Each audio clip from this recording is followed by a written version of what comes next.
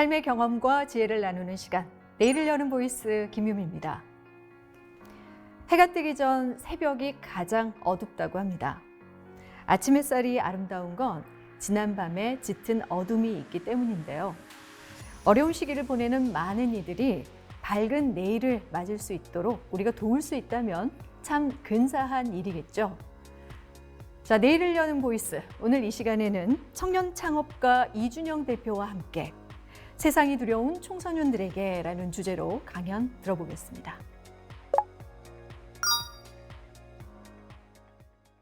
안녕하세요.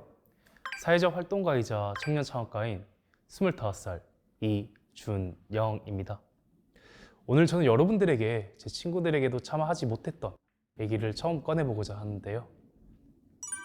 저는 청소년 시기인 17살 때부터 어머니 없이 자라게 되었습니다. 그때 당시 들었던 생각으로는 왜 나에게 이런 일이 일어나는 걸까 하는 부정적인 생각이 가장 컸던 것 같습니다.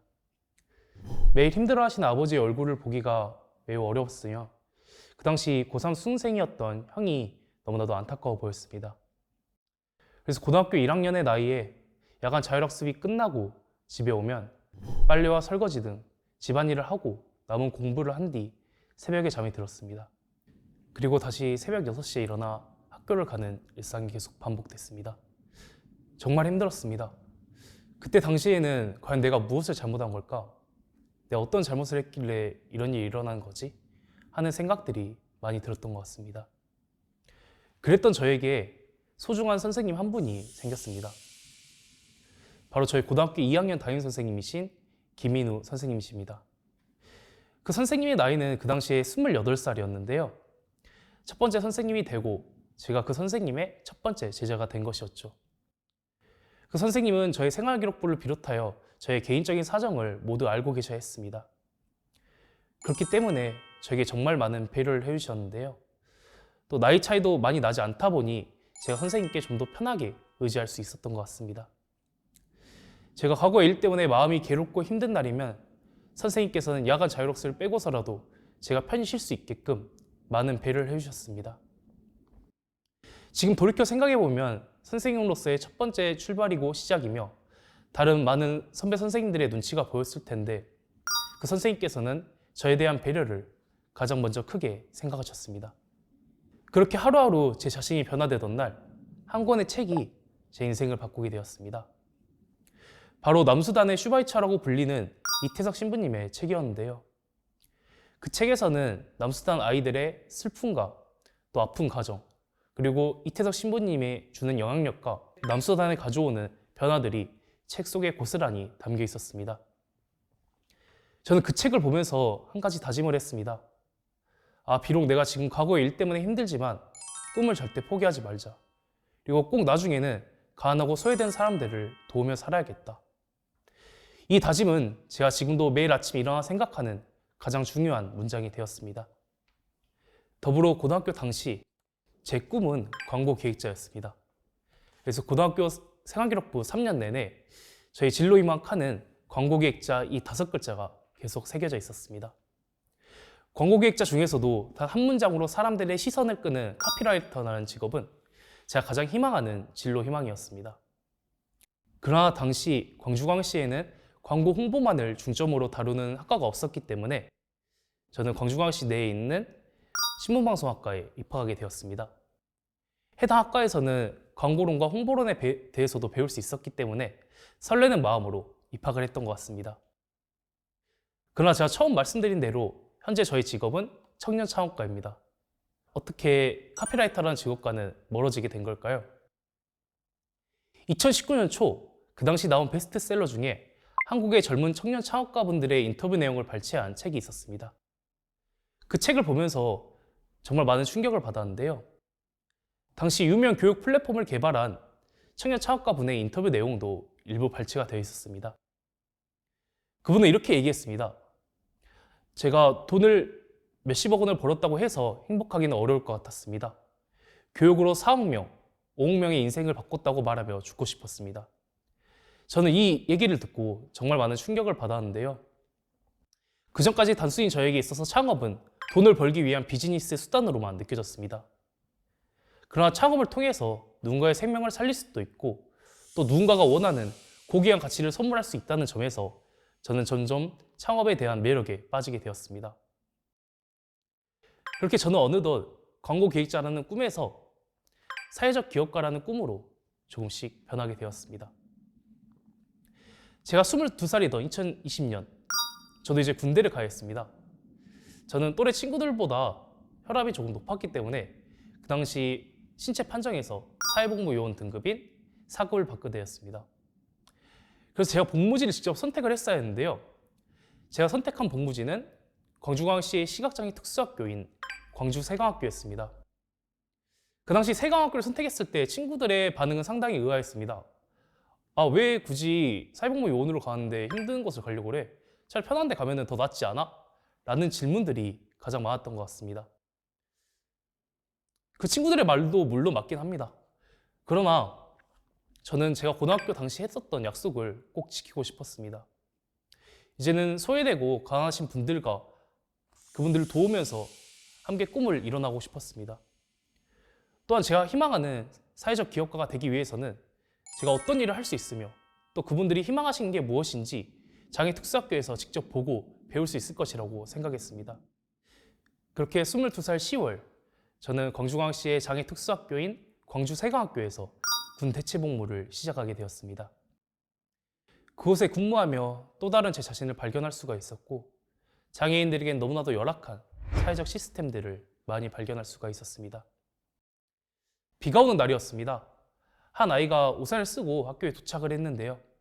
우산 손잡이에는 점자가 표시되지 않아서 본인 우산이 무슨 색깔인지도 알 수 없는 학생과 이 때문에 우산 꽂이 속 본인 우산이 어떤 우산인지도 알 수 없는 학생들, 또한 짧게는 5분, 길게는 2시간 가까이 차이가 나는 장애인 콜택시의 실시간 배차 시간 때문에 학교가 끝나기 30분 전에 미리 택시 콜을 잡아야 했던 학생들 등 제 눈에는 너무나도 열악한 장애인 인권 문제들이 많이 보였습니다.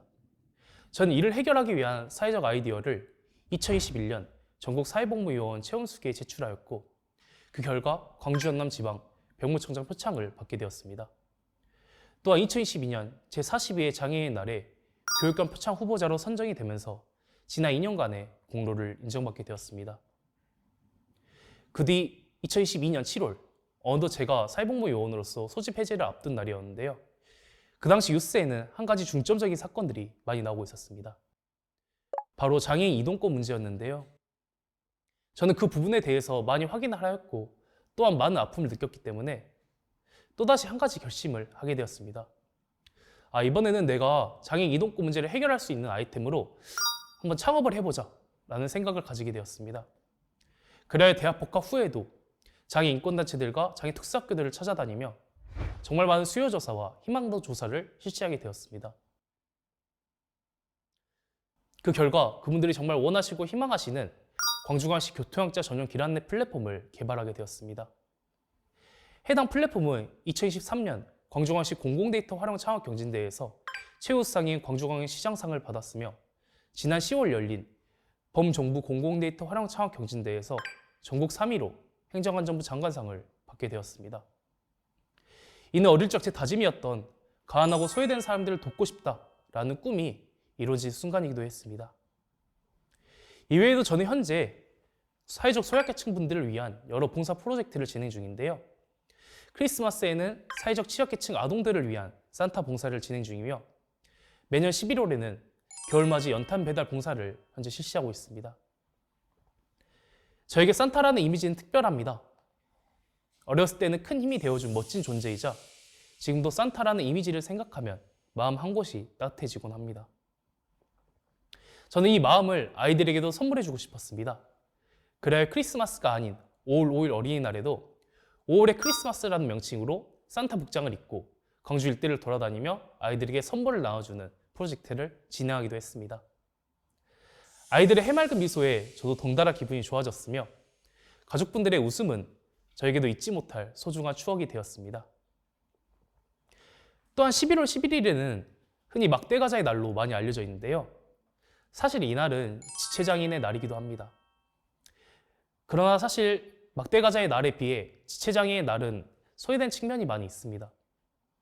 저는 이런 부분에 많은 아픔을 느꼈고 막대가자 200개와 그리고 지체장애인 나를 알리는 손편지 200장을 작성하여 광주 일대를 돌아다니며 시민분들께 나눠주는 행사 또한 진행을 하게 되었습니다. 세상이 두렵고 무서웠던 17살 고등학생이 그 당시에 가졌던 꿈 하나로 현재 하루하루를 기쁘고 또 의미 있게 살아가고 있습니다. 어른들은 학생들에게 이렇게 얘기합니다. 세상은 무서운 곳이다. 정말 무서운 곳이다. 저도 물론 그 얘기에 많은 공감을 합니다. 그러나 제가 생각하는 바는 그렇게 매번 강조하고 계속 얘기할 정도로 세상이 무섭고 힘든 곳만은 아니라는 것입니다. 그렇기 때문에 학생 여러분들 모두 자신감을 가지고 본인이 걱정하거나 염려하는 일 없이 본인의 꿈을 향해서 꾸준히 나아가셨으면 좋겠습니다.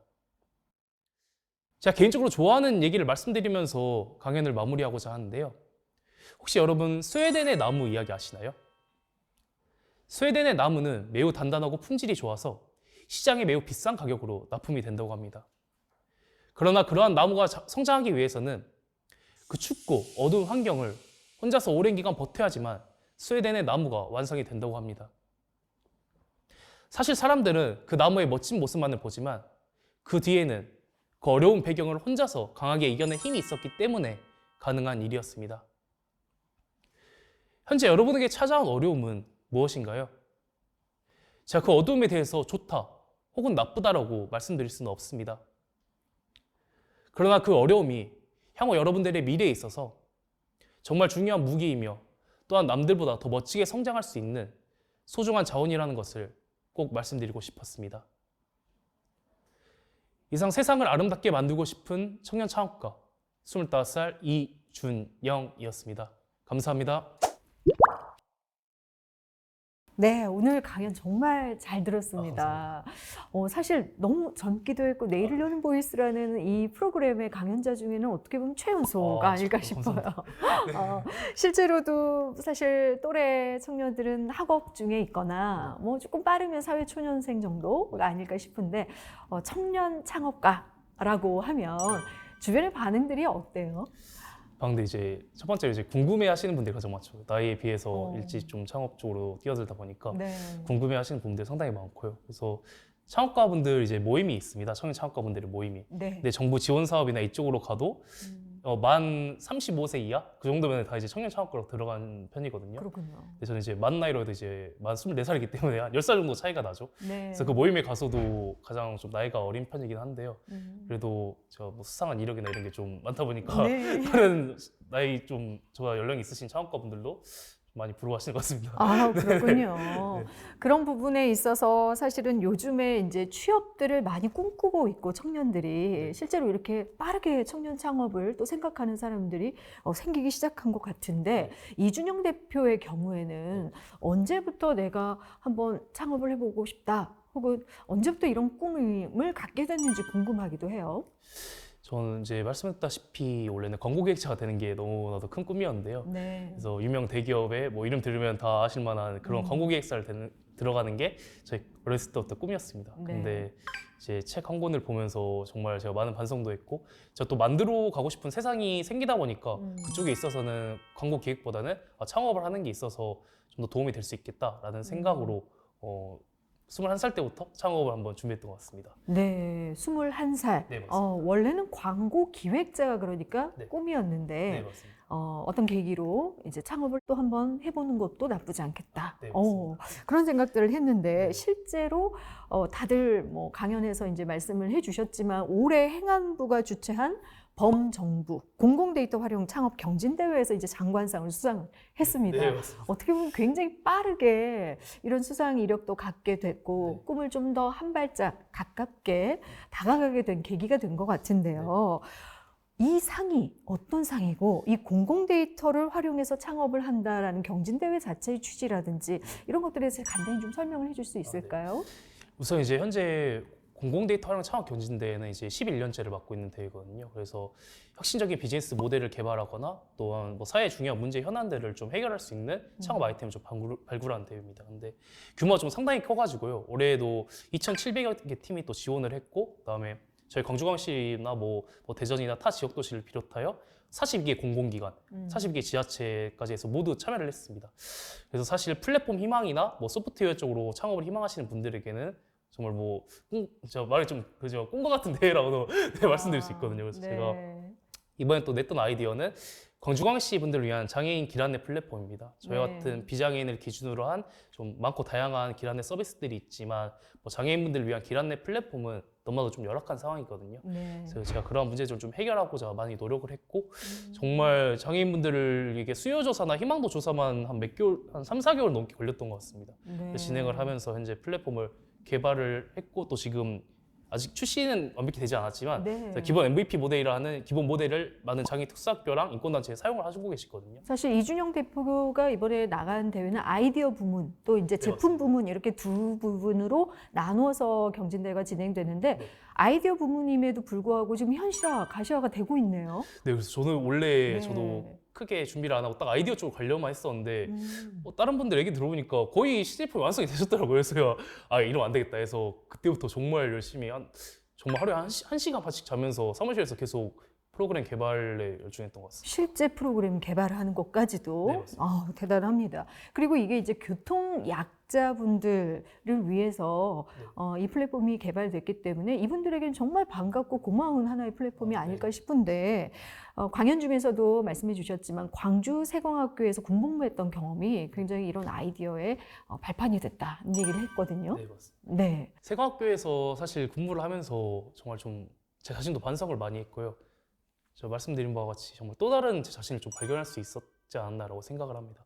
아마 제가 세광학교에 근무를 안 했다면은 이 플랫폼 아마 세상에 못 나왔겠죠. 그래서 그런 생각도 많이 드는데요. 네. 그래서 세광학교는 정말 저에게 뜻깊은 학교이고요. 그다음에 그것을 보면서 정말 이 장애인들에겐 사회적 시스템이 얼마나 열악한가, 그리고 제가 원하는 꿈과 희망이 있어서도 제가 왜 그분들을 도와야 하는지도 많이 배울 수 있었던 것 같습니다. 거기에 뭐 어떤 에피소드, 그러니까 본인이 경험담이 있었던 것 같은데요. 네네. 네.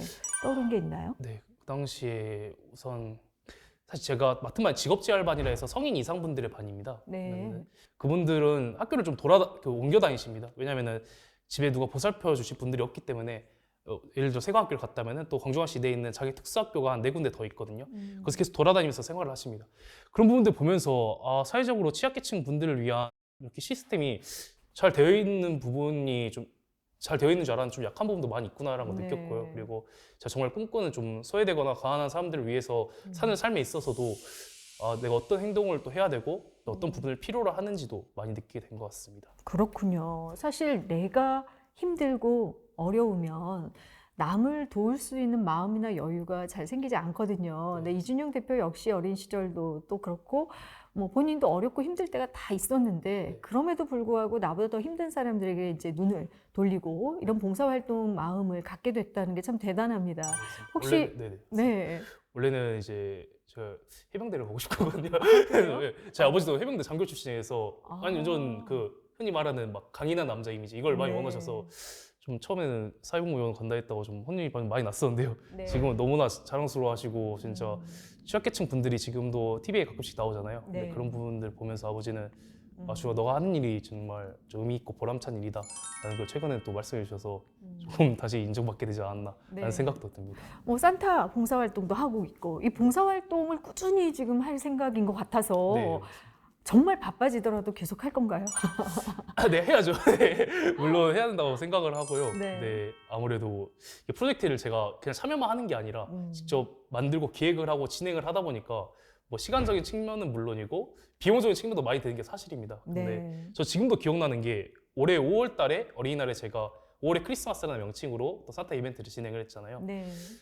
제가 그때 딱 이벤트를 했을 때 정말 제 주위에 아이들이 정말 많이 모였습니다. 네. 근데 그 중에서 한 10m 정도 멀리 떨어져 있는 아이가 딱 보이는데 거기 휠체어를 타고 있더라고요. 그래서 부모님도 같이 계신데 아마 오고 싶었겠죠. 근데 그 아이들을 비집고 휠체어를 타고 오기가 사실 힘들잖아요. 네. 그래서 제가 그때 바로 아이에게 가서 선물을 줬는데 그때 그 아이가 웃었던 미소는 저 지금도 그 영상이 완전 생생히 기억이 납니다. 네. 그 아이 아버지께서 너무 고맙다고 말씀을 해주셨는데 그걸 보면서 내가 이 봉사활동 꾸준히 해야 되는 이유가 분명히 있구나라는 네. 걸 느끼면서 좀 힘들지만 그래도 보람차게 하고 있습니다. 네, 오늘 그 이준영 대표의 강연과 이야기를 듣다 보니까 아이디어의 기반도 그렇고 지금 하고 있는 봉사활동도 그렇고 모든 것이 본인의 경험에 정말 큰 영향을 받은 것 같아요. 네, 그만큼 청년으로서 20대 경험이 정말 중요하다는 걸 느낄 텐데 혹시 이 방송을 보고 있는 네. 힘들어하는 청소년들에게 그런 부분에 있어서 선배로서 한 말씀 해줄 수 있을까요? 아, 네.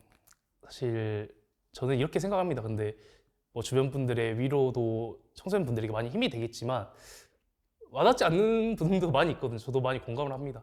그러면 그것보다 먼저 기억해 주셔야 될 건 본인이 얼마나 소중한 존재이고 좀 고귀한 존재이라는 것을 본인 스스로가 알고 한 번도 웃고 한 번도 본인을 칭찬하면서 조금 더 기쁘게 살아가셨으면 좋겠습니다. 네. 네. 또 한 가지 청년 창업가이기 때문에 네. 또 창업을 준비하는 모임도 있고 해서 창업가들을 꿈꾸는 사람들을 많이 만나잖아요. 네. 혹시 그런 그 청년들을 위해서 네. 지자체나 또 주변 사람들이 또 이준영 대표처럼 네. 청년 창업가가 되어서 활동을 하는 사람들이 좀 도움이 됐으면 하는 부분이 있다면 어떤 게 있을까요? 이제 광주가 사실 최근에 또 창업이 또 잘 지원이 되고 있어가지고 네. 흔히 또 창업 성공률이 높은 도시라고 또 별칭이 또 붙었습니다. 그래서 저는 현재 지자체에서 너무 잘해주고 계신다고 생각을 하고 있고요. 네. 다만 말씀드리고 싶은 거는 제 또래에서 창업을 희망하시는 분들에게 좀 한 말씀 드리자면은 최근 들어서 창업을 시도하시는 청년분들이 상당히 많은데요. 너무 좋습니다. 너무 보기 좋고 저도 이제 같이 하고 있으니까요. 근데 이게 좀 많이 힘든 부분도 있거든요. 사실 시작하자마자 물론 대표라는 명함이 직함이 붙는 게 정말 멋있어 보이는 일이도 있지만 네. 제 주변 창업자분들도 다 진짜 직원분들 월급 드릴 돈도 부족해서 막 새벽에 아르바이트 해서 비용 지불하시는 분도 많이 있거든요. 네. 그래서 그런 힘든 부분도 다 감안하시고 좀 하셨으면 좋겠다는 생각이 들고요. 그러나 무엇보다 본인이 꿈꾸는 세상이 있고 본인이 하고 싶은 일이 있다면 저 얼마든지 무조건 창업을 하시는 게 좋다고 생각하기 때문에 또 많이 도전하시고 또 열심히 또 해주셨으면 좋겠습니다. 네. 자, 오늘 강연과 또 대화를 마무리 짓는 말씀 한 줄 평으로 해준다면 부탁드릴게요. 사실 이번 강연을 준비하면서 제가 가장 먼저 했던 생각은 그냥 17살의 저였다면 그냥 제가 어떤 말을 해주었을까 이런 생각으로 강연을 준비했거든요. 그래서 좀 많이 좀 힘들어할 청소년들에게도 큰 힘이 되었으면 좋겠다라는 생각입니다. 네, 오늘 말씀 잘 들었습니다. 고맙습니다. 네, 감사합니다. 꿈을 꾸는 자, 그 꿈을 닮아간다고 하죠. 25, 아름다운 세상을 만들고 싶은 청년 창업가를 저희도 응원하겠습니다. 자, 오늘 내일을 여는 보이스 여기서 마치겠습니다. 함께해 주신 여러분 고맙습니다.